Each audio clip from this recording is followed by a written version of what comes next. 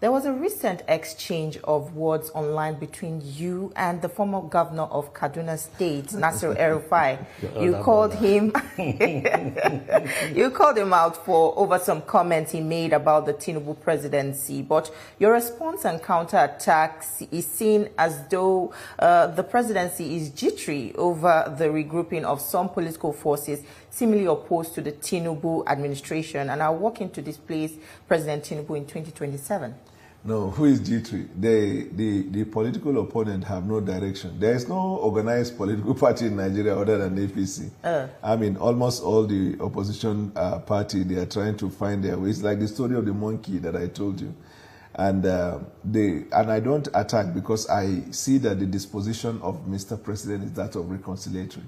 If you have seen for the past 18 months plus that he's been in government, he has never reacted once to anybody. He has never been seen being combative or aggressive against anybody.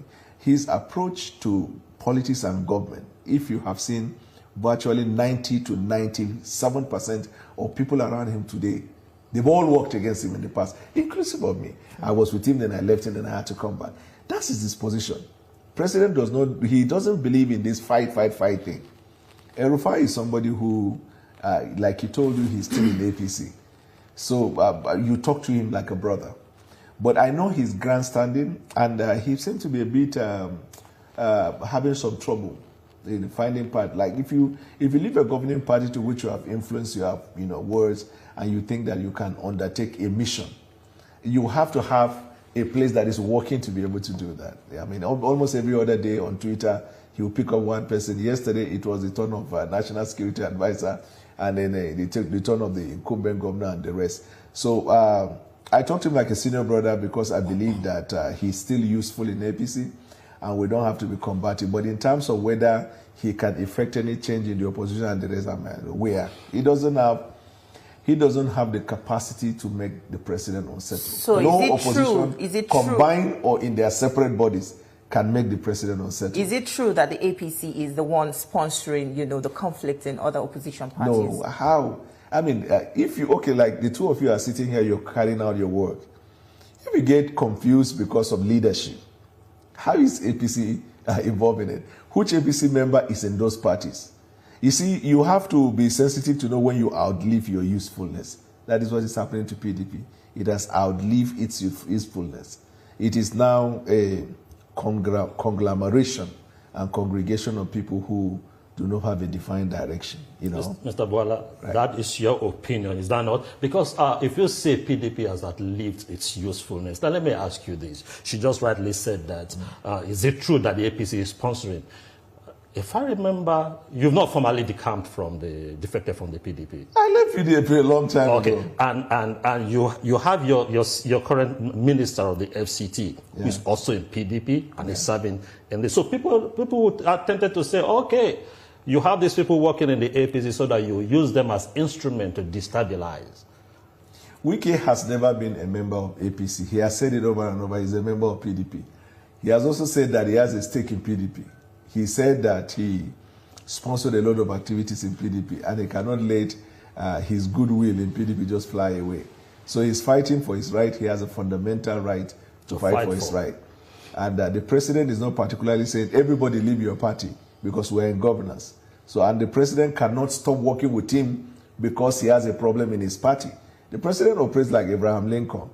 He's gathering the national consensus. And so if you're indicting the president when you should praise him for working with everybody, then it is disingenuous to the president. In terms of the political party, their problem didn't start after the president became president now. It started a long time ago.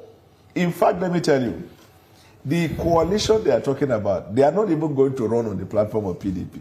You understand? That's why I say it has how do you know that? Are we deaf and dumb? That's why we say it has outlived its usefulness.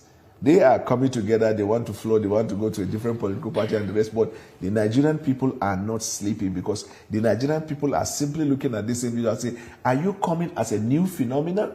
Or is it the gathering of people who left power and they feel the hunger, like somebody who is in drug addiction and suddenly you are trying to get him out of drug. The minute he starts his withdrawal, That withdrawal syndrome will make him, uncomfortable and all kinds of things. That's what is happening. The withdrawal syndrome of power. That is what is happening to them. So, but in life generally, you have to open your eyes to see how you reinvent yourself.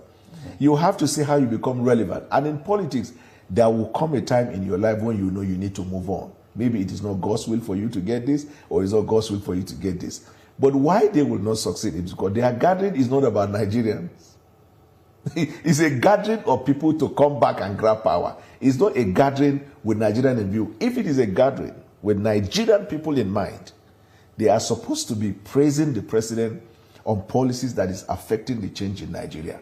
And if they think the president is not doing the right thing, they are supposed to provide what? Alternative. Do they care about the alternative? I mean, the misery and pain of Nigeria is their talking point. The misery and pain of Nigeria is their weapon. They weaponize the situation of the Nigerian people for a political gain. But you see, I have consistently refused to respond to political questions. When it is time, we will be ready for them. Now we are focused on what we are doing to deliver on the promise of the president to the Nigerian people.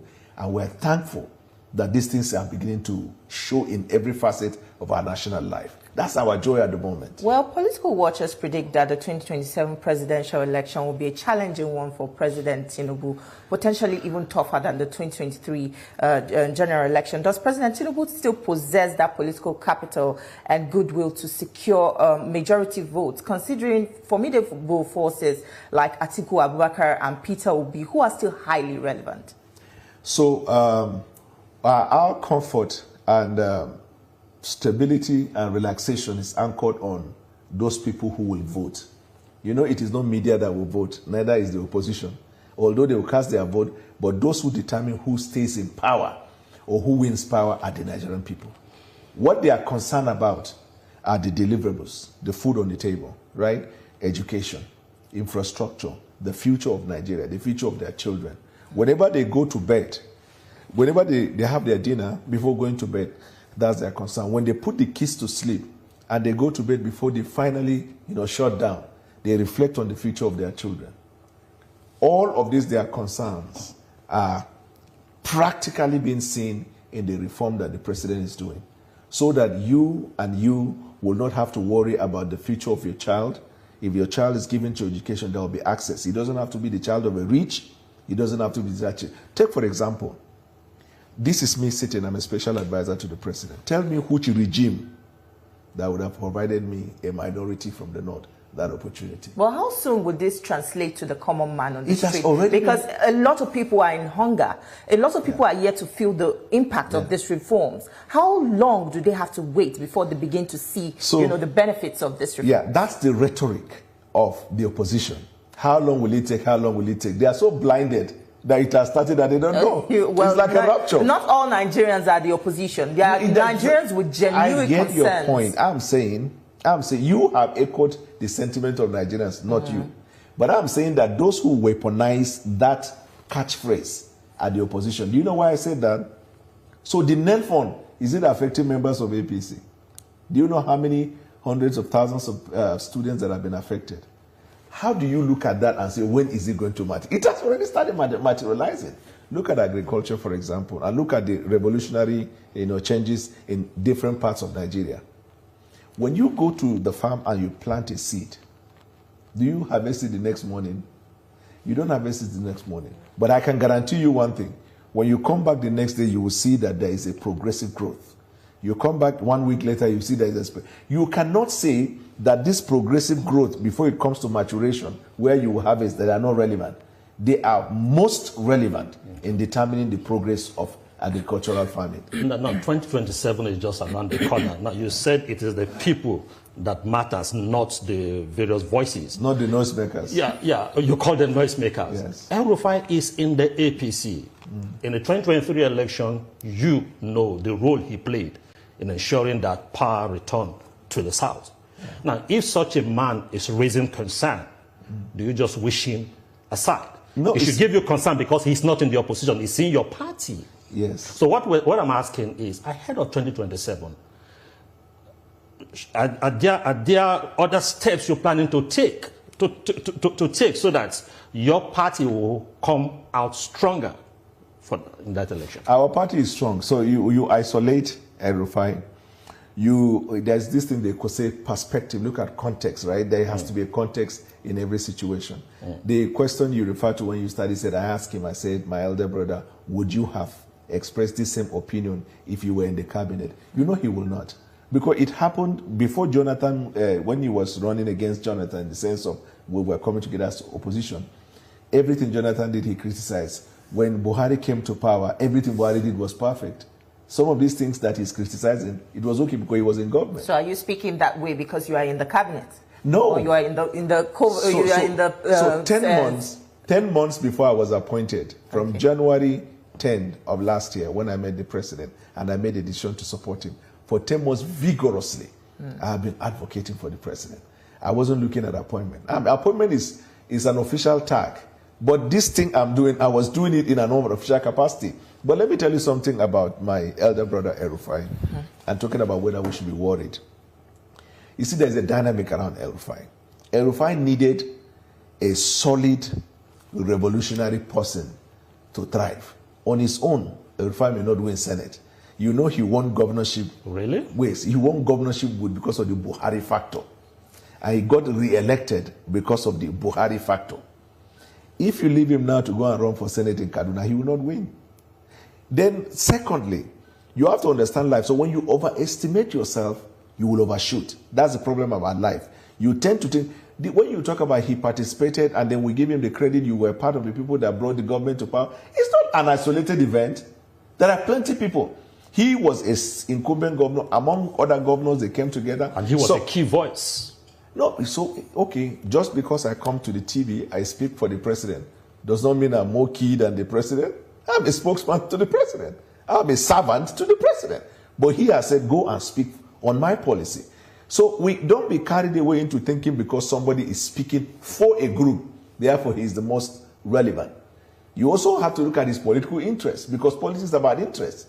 If he stands to benefit something far better, and that's the reason why he's more vocal than others, you cannot assume that he's more passionate. At my level, in the primaries, I played my role as well.